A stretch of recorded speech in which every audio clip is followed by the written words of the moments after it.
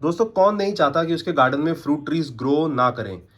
अगर आपके पास गार्डन है, आप ज़रूर चाहेंगे कि आपके पास अपने फ्रूट ट्रीज खुद हों और जब आपका मन करे आप उन फ्रूट्स का मज़ा ले सकें। नींबू का पौधा उन ट्रीज में से एक ऐसा ट्री है जिसको लोग एक्टिवली ग्रो करते हैं अपने गार्डन में, और बहुत सारे गार्डनर्स पसंद करते हैं नींबू के पौधे को अपने गार्डन में ग्रो करना। कई गार्डनर्स के साथ ये प्रॉब्लम रहती है कि उनका जो नींबू का पौधा है वो लगा तो लेते हैं, उसमें फॉलिएज और लीफी ग्रोथ काफ़ी रहती है, स्टेम्स भी काफ़ी ज़्यादा आती हैं, लेकिन फ्रूटिंग और फ्लावरिंग बहुत ना के बराबर होती है। तो कुछ चीज़ें मैं इस वीडियो में ऐसी शेयर करूंगा जो अगर आप फॉलो करेंगे तो आपका जो नींबू का प्लांट है वो बहुत अच्छे तरीके से फ्लावरिंग करेगा और फ्रूटिंग भी उसमें बहुत ज़बरदस्त तरीके से होगी। तो चलिए शुरू करते हैं फ्रेंड्स। मेरा नाम अक्षय और मैं आप सब लोगों का राइट गार्डनिंग यूट्यूब चैनल में स्वागत करता हूँ। फ्रेंड्स, ये मेरे सामने आप नींबू का पौधा देखिए, इसमें कितनी ज़बरदस्त फ्रूटिंग हो रही है। 3 नींबू नींबू लगभग यहाँ लगे हुए हैं और यहाँ पे भी नींबू आ रहे हैं। ये मेरा देसी नींबू की वैरायटी है और ये मैंने 10 इंच के मिट्टी के गमले में इसको लगाया हुआ है। ये मैं 100 रुपए का लेके आया था पौधा, छोटा था, नर्सरी से लेके आया था तब ये पौधा। मैं अभी तो काफ़ी बड़ा हो गया है और इसमें फ्लावरिंग फ्रूटिंग भी होनी शुरू हो गई है, क्योंकि इसमें कुछ ऐसी चीज़ें मैंने अभी फॉलो करी हैं रिसेंटली सीख कर, जो अगर आप भी ट्राई करेंगे तो आपका भी नींबू का पौधा काफ़ी बढ़िया फ्लावरिंग और फ्रूटिंग करेगा। तो पहली टिप मैं आपको बताता हूँ कि आपने जो भी वैरायटी लेके आनी है नर्सरी से, या अगर आप खुद किसी सीड से ग्रो करना चाहते हैं, तो जो मदर प्लांट है या जो ओवरऑल प्लांट की क्वालिटी है वो काफ़ी अच्छी होनी चाहिए। अगर आप सीड से ग्रो करना चाहते हैं तो आपको ये देखना पड़ेगा कि वो सीड जो है वो एक्चुअली ग्रोएबल कंडीशन का है कि नहीं। अगर आप मार्केट से नींबू लेके आते हैं और उसको कोशिश करते हैं ग्रो करने की, तो चांसेस काफ़ी कम होते हैं, क्योंकि वो नींबू जो होते हैं वो काफ़ी मसालों के साथ पकाए गए होते हैं या काफ़ी टाइम के बाद पकाए गए होते हैं और एकदम बिल्कुल प्लांट से तोड़ के नहीं लाए गए होते हैं आपके पास फ्रेश वाले।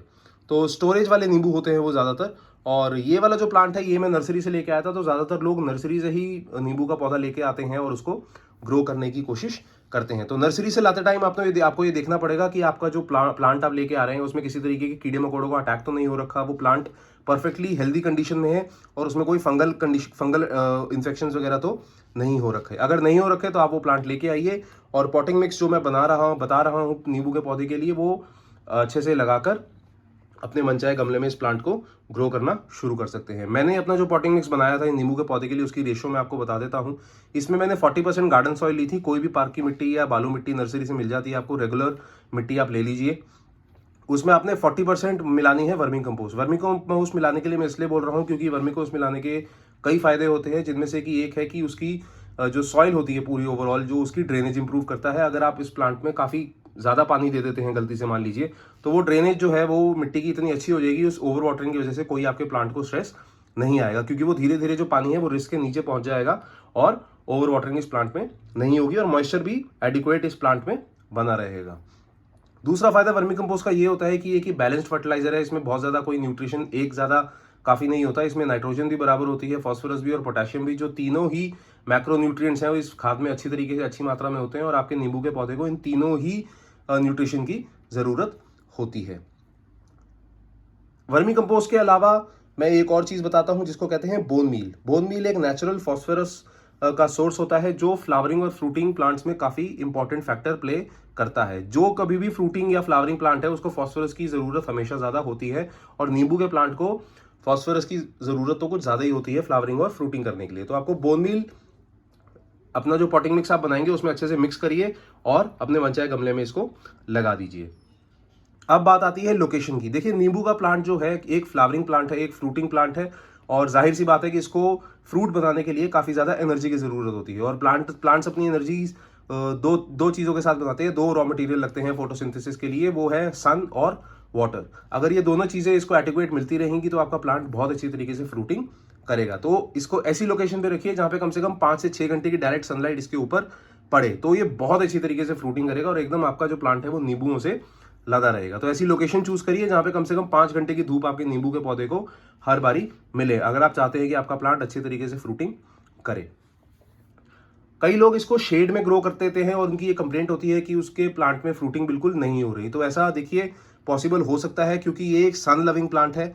आपने जितने भी नींबू के प्लांट देखे होंगे जो बहुत अच्छी तरीके से फ्रूटिंग कर रहे होते हैं, उनकी लोकेशन हमेशा ऐसी हाई बिल्कुल सनी लोकेशन होती है। ऐसी लोकेशन होती है जहाँ पे बहुत ज़्यादा धूप आती है।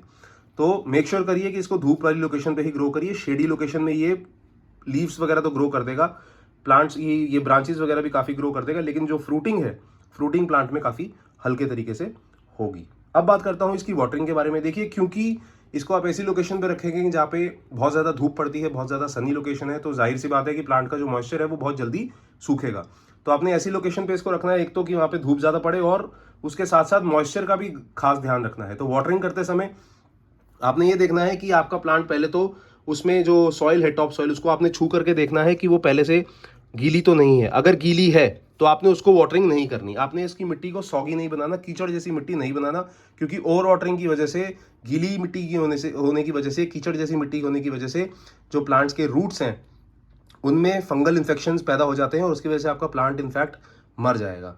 तो कोशिश करिए कि रेगुलर इंटरवल्स पे वाटरिंग कीजिए, लेकिन उस इंटरवल्स के बीच में आपके जो प्लांट की मिट्टी है वो कोशिश करिए कि सूखने दीजिए और फिर आप रेगुलरली इसको वाटरिंग करिए। अब लेकिन आपने इसको वाटरिंग कैसे करना है? इसको वाटरिंग आपने करना है डीप वाटरिंग। आपने देखा होगा कि ये कम से कम तकरीबन 2 इंच की जो जगह है मैंने अपने गमले में खाली छोड़ी हुई है, वो इसलिए खाली छोड़ी हुई है क्योंकि ये सारी की सारी जगह जब भी मैं पानी देता हूँ ये पानी से भर देता हूँ। तो धीरे धीरे जो पानी है वो रिस के नीचे तक पहुंच जाता है सारा मॉइस्चर, और इससे एक तो 2 फायदे होते हैं, अंडर वाटरिंग और ओवर वाटरिंग नहीं होती। दूसरी चीज़ कि आपका जो प्लांट है उसको ये इंडिकेशन जाता है कि मॉइस्चर नीचे तक अवेलेबल है, तो क्यों ना अपनी रूट्स नीचे तक ग्रो करके वो मॉइस्चर को एब्जॉर्ब कर लूँ। इस प्रोसेस में आपका जो रूट बाउल है प्लांट का वो इतना एक्सटेंसिवली डेवलप हो जाता है कि आपका पौधा इतना मैच्योर हो जाता है कि उसमें ग्रोथ भी बहुत अच्छी तरीके से होती है, उसमें स्ट्रेस झेलने की ताकत भी आ जाती है और उसमें फ्रूटिंग भी बहुत अच्छी होती है। तो मेक श्योर करिए जब कभी भी पानी दे अपने नींबू के पौधे को हमेशा डीप वाटरिंग करें। कई लोग क्या करते हैं, रोज थोड़ा थोड़ा पानी देते हैं, उसको शैलो वाटरिंग कहते हैं। उसकी वजह से बहुत ज़्यादा फर्क नहीं पड़ता क्योंकि आपका जो प्लांट का रूट बाउल है वो ढंग से डेवलप नहीं हो पाता, क्योंकि मॉइस्चर ही यहाँ तक अवेलेबल है। नीचे तक आपका ऑब्जेक्टिव होना चाहिए रूट बाउल को डेवलप करने का, तभी आपका प्लांट पूरा घना और मेच्योर होगा। कभी कभी रेगुलर इंटरवल्स पे ऊपर आप मिस्टिंग भी कर सकते हैं, इसमें धूल मिट्टी एक्यूमुलेट ना होने दें। अगर ऊपर से भी थोड़ा मॉइस्चर बना रहेगा तो फ्रूटिंग प्लांट्स में काफ़ी इफेक्ट मैंने होते हुए देखा है। मैं रेगुलरली इस प्लांट में मिस्टिंग करता हूँ पानी की, और उससे ये प्लांट एक तो साफ सुथरा दिखता है, सुंदर दिखता है, और इसमें फ्रूटिंग भी अच्छी होनी शुरू हो गई है।